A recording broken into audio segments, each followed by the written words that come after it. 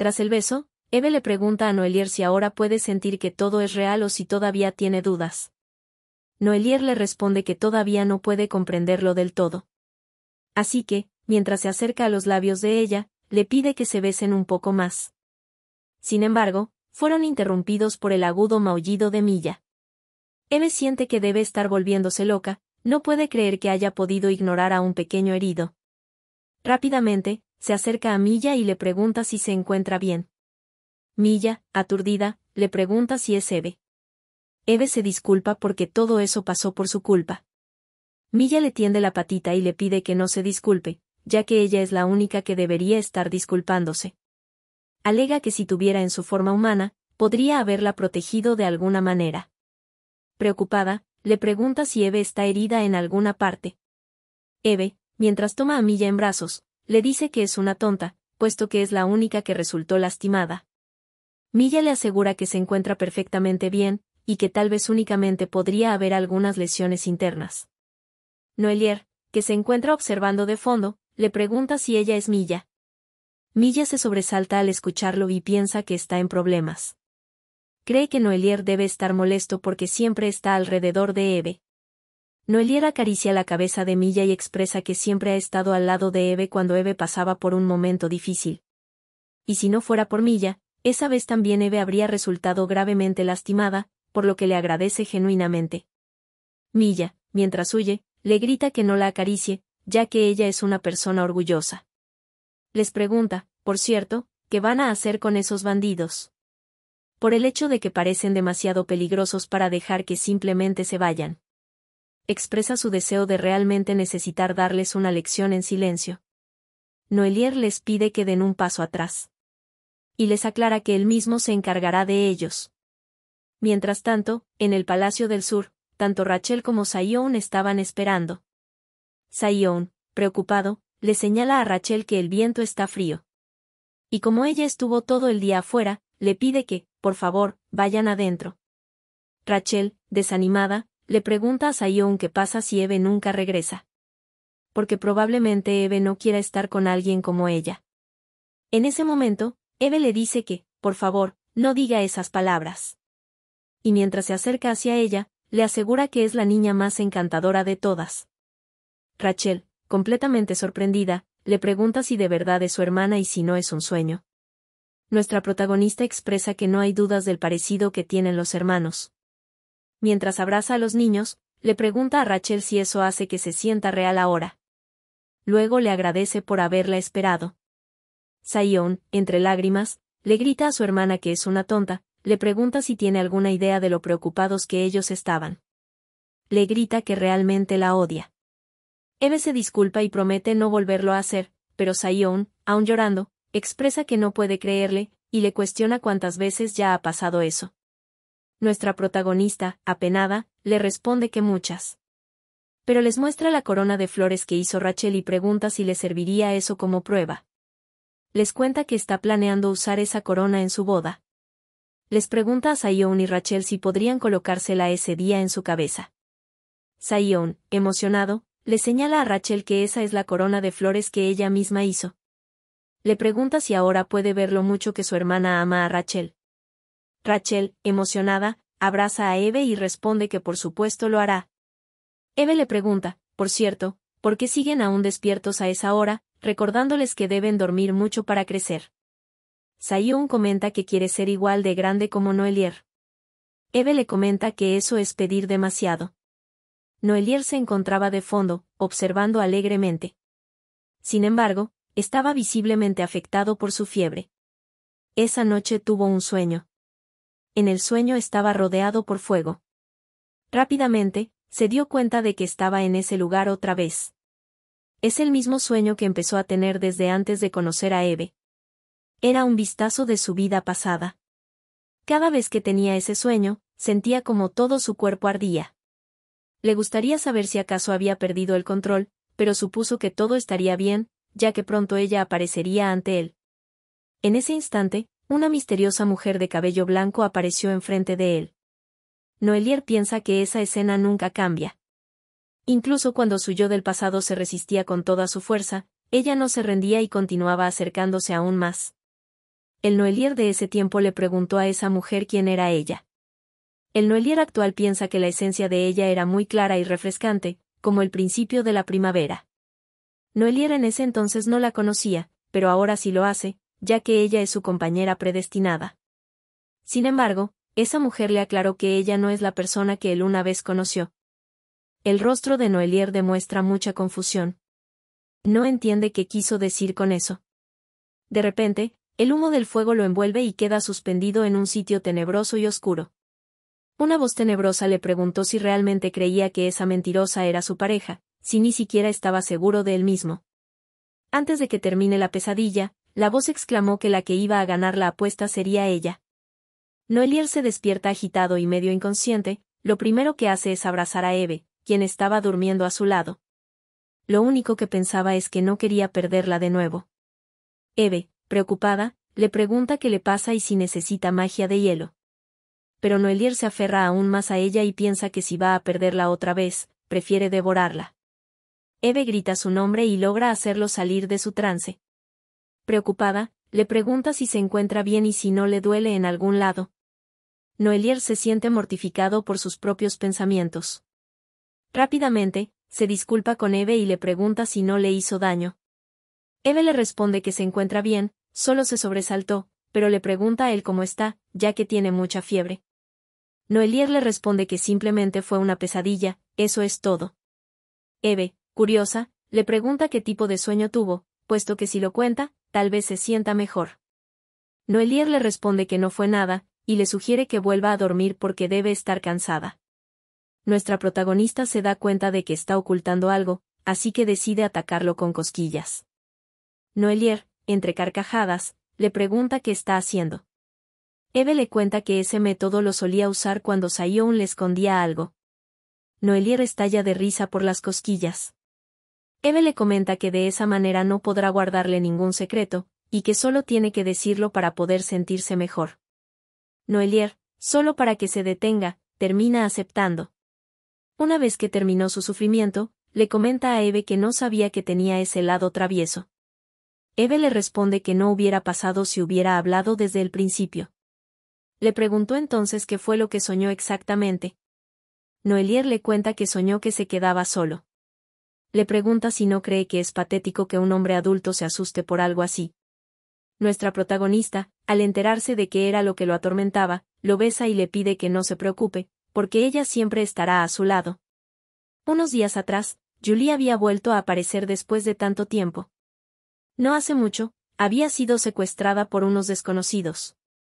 Le regalaron unas zanahorias a modo de disculpa y le aseguraron que esas zanahorias no pondrían en peligro a la señorita Eve. Es por eso que regresó con regalos después de un breve descanso. Llegó con mucho entusiasmo, pero se encontró con un ambiente sombrío. Los demás empleados estaban deprimidos porque el líder vagaba sin rumbo, la señorita no salía de la habitación en días y debido a eso toda la casa se sentía como una sala de duelo. Julie, preocupada, les preguntó qué estaba pasando. Después de escuchar toda la historia, se enfadó con los demás sirvientes por haberse reído de la señorita cuando habló con tanta dificultad. Julie no podía creer que todo hubiera terminado de esa manera porque habían estado esperando tanto tiempo para que Eve regresara. Sin embargo, cuando Eve regresó por segunda vez y fueron a disculparse, Eve les contó que se iba a casar con Noelier. Julie le pregunta si eso es verdad, si de verdad va a regresar y se quedará en el sur, ya que pensaron que se iría porque ellos se portaron mal. Eve les pide que se detengan y que no se disculpen más, ya que después de todo la primera en mentir fue ella. Es más, está segura de que debió haber sido difícil para ellos pretender no saber nada. Por eso se disculpa y les agradece a los sirvientes. Julie, emocionada, comenta que entonces deben comenzar con los preparativos de boda de nuevo. Los demás sirvientes también se emocionan. Eve intenta detenerlos, porque ni siquiera han fijado la fecha todavía. Pero al verlos tan emocionados, piensa que son muy tontamente amables. Y llegó a la conclusión de que le gustaría convertirse en parte de esa familia lo más pronto posible. Unos días después regresó al mundo de los humanos. Su abuela la recibió como su pequeña cachorra. Le preguntó si todo salió muy bien con el líder. Eve le respondió que sí, y todo fue gracias a la abuela. Visitaron el mundo humano para contarle a la abuela sobre el matrimonio que se avecinaba. Y en esa visita, la abuela por fin pudo conocer al pequeño Saiyón. La abuela le comentó que también se parecía mucho a Aiden y expresó que tenía muchas ganas de conocerlo. Rachel, quien también había llegado para acompañar a Saiyón y a Eve, saluda a la reina y expresa que es un honor conocerla. La reina se sorprende de que la joven hermana del líder dragón haya ido a visitarla también. Rachel tímidamente se presenta como Rachel Ramiere. Nerviosa, le pregunta si está planeando quedarse con su hermana y con Saiyón. La reina le responde que no y le explica que ella simplemente quiere que su familia sea feliz. Y la felicidad de Eve y de Saiyón está en el sur. Le pregunta a Eve si no es así. Eve asiente con la cabeza, indicando que es correcto. Eso alivió el corazón afligido de la pequeña Rachel. Le promete a la abuela que no dejará que su hermana levante ni un dedo. Y Saiyón promete ayudar a Rachel. La reina exclama que son realmente adorables. Les comenta que entonces ella deberá recompensarlos y les pregunta si les gustaría explorar el castillo real con la abuela. Ambos niños responden que sí. La reina, mientras le guiña un ojo a Eve, le pide que mientras tanto descanse un poco. Eve piensa que su abuela es un genio. De una forma natural, le dio tiempo libre. Mientras estaba pasando la tarde con los niños, la abuela le hizo una pregunta a Rachel. Le preguntó si acaso a ella le gustaba Saiyón. Rachel, avergonzada y completamente sonrojada, le respondió rápidamente que no. Pero Saiyón la sorprendió con un lindo gesto obsequiando un ramo de rosas.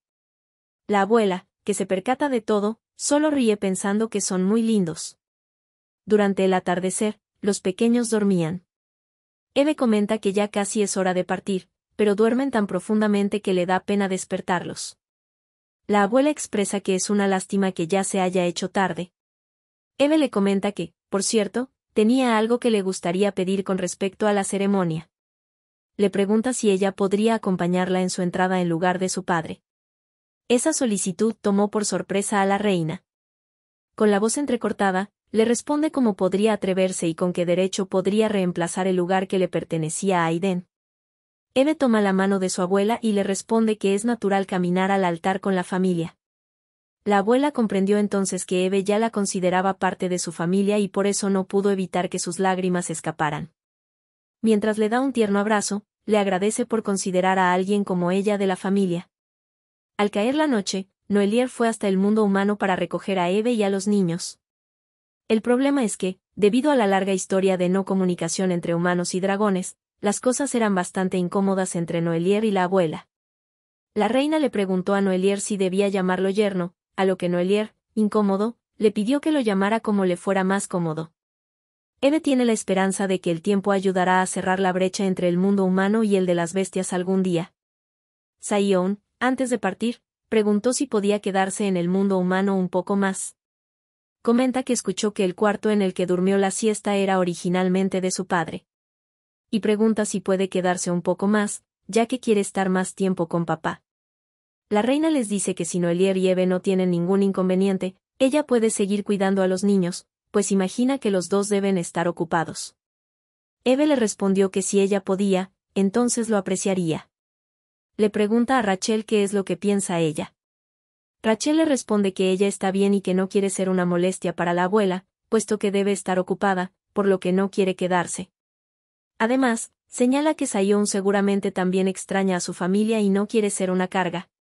Eve se acerca a Rachel y le aclara que entonces, con más razón, debería quedarse con Saiyón, a lo que Rachel se muestra confundida. Eve le cuenta que, si ella y Noelier se casan, ambos, Saiyón y Rachel, se convertirán en familia. Y que eso solo sería una práctica previa. Además, le asegura que la abuela también estará feliz de ser familia de Rachel también. La abuela, bromista, le responde que, por supuesto, una nuera tan linda siempre será bienvenida. Rachel se puso roja como tomate al escuchar que la llamó nuera. Eve, antes de irse, le pide a la reina que cuide bien de los niños. La abuela le asegura que no tiene que preocuparse y le pide que le mande una carta en cuanto fijen la fecha.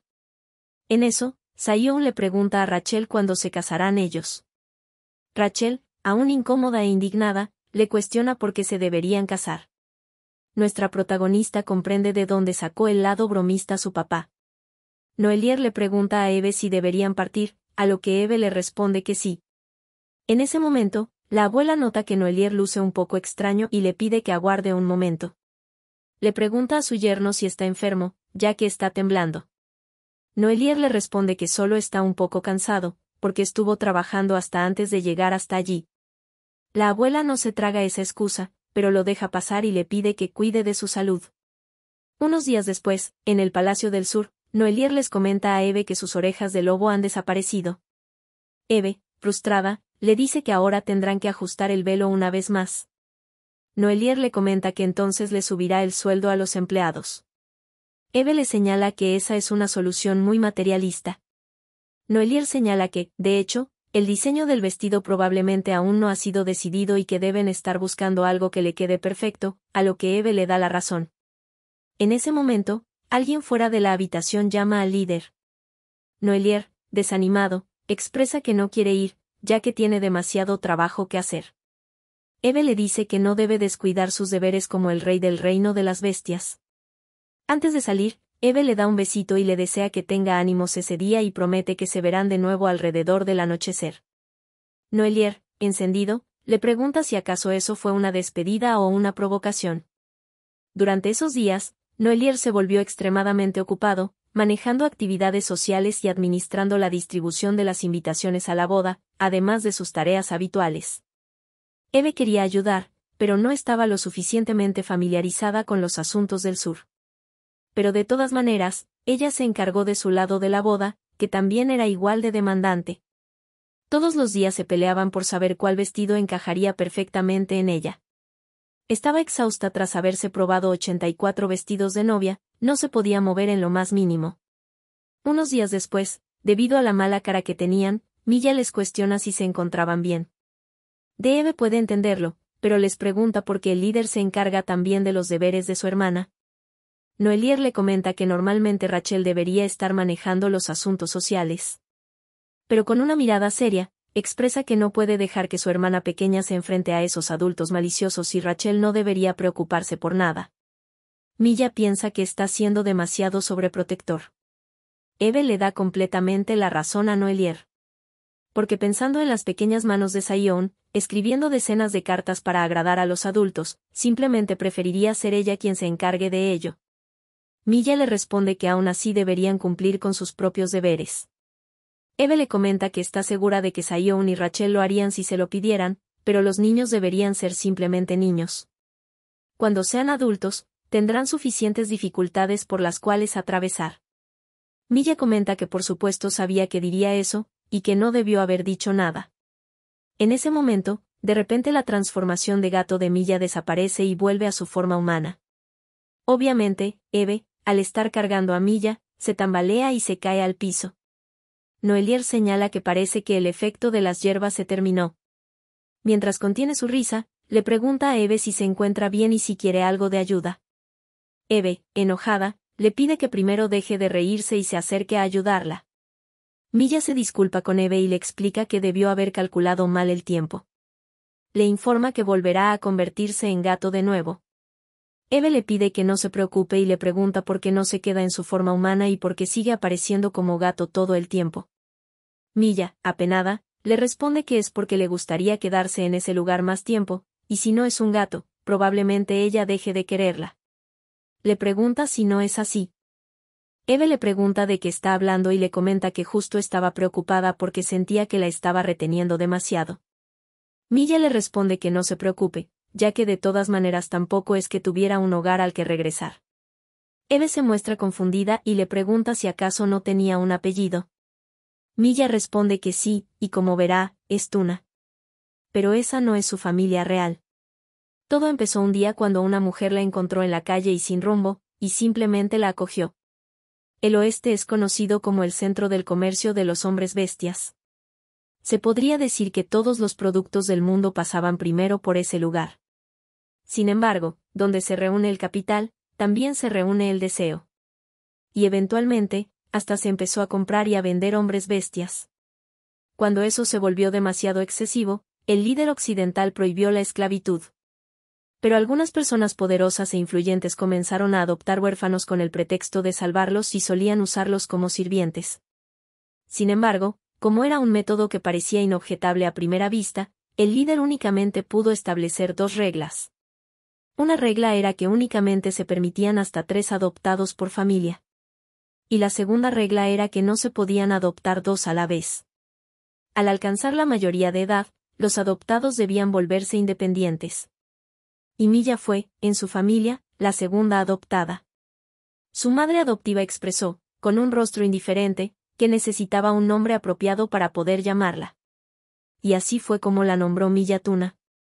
Milla, en ese entonces, lo único que quería era ser querida por su primera familia. Sin embargo, la primera reacción de su madre adoptiva fue observarla con disgusto mientras exclamaba que no podía verla de esa manera. Le arrojó una bolsa y le ordenó que comiera eso, porque un tuna no se podía ver tan miserable. Milla lo reconoció de inmediato.